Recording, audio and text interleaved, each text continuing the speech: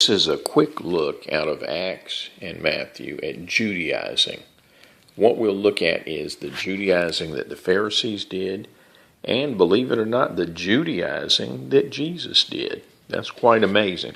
So first of all, what is Judaizing? Well, the Pharisees, their form of Judaizing was, if you read Acts chapter 15, is, "But there rose up certain of the sect of the Pharisees which believed." So they were believers in Jesus. And they were saying that when the Gentiles came in, that it was needful to circumcise them, to command them to keep the law of Moses.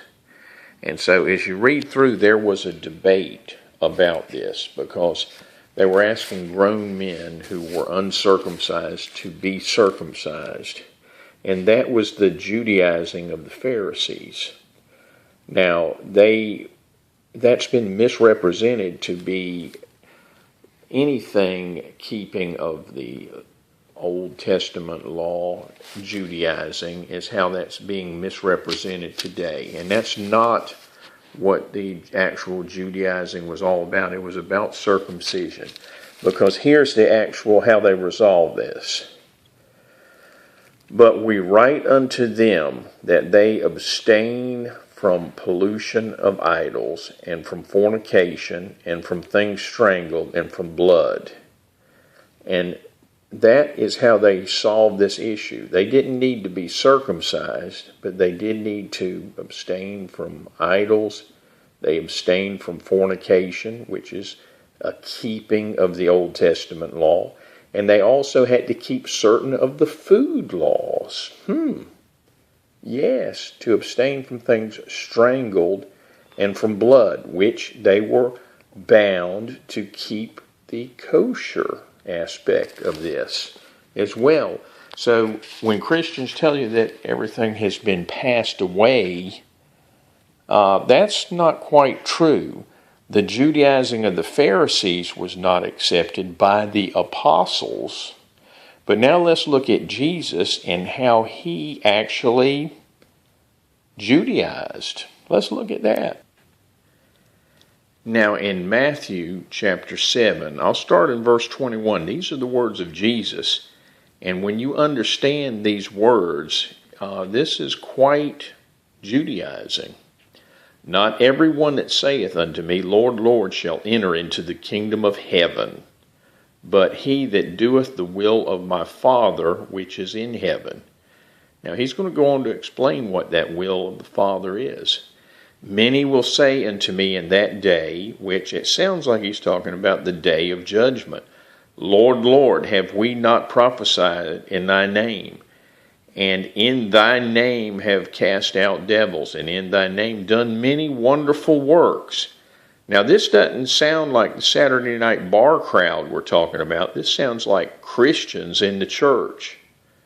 So this is the context of this. So, "And I will profess unto them, I never knew you. Depart from me, ye that work iniquity." Now, this is interesting, and this had confused me until quite recently. How could these people doing good works be sent away by Jesus? And the word iniquity is the key. This iniquity right here in the Greek is a 458 iniquity, which is what Jesus spoke of when he used the word iniquity 4 times as much as any other iniquity. And what this actually means is that these people that were doing good works in the name of Jesus, they were committing iniquity because of what this means. It means, the literal translation is a refusal to be subject to Jewish law. So they refuse to be subject to the law. And that would be the law, the 10 Commandments. And that's what I'm seeing today. We're under grace. It's passed away. We're under a new covenant. Well, that new covenant is based on Jesus. And his words say, if you don't keep the law, the old covenant, you were a worker of iniquity, and he never knew you. Now, Jesus, by this, is the ultimate Judaizer. So, I'm looking at Judaizing Jesus' way as being a good thing. We should keep the 10 Commandments. We shouldn't steal, lie, commit adultery, or dishonor the Sabbath.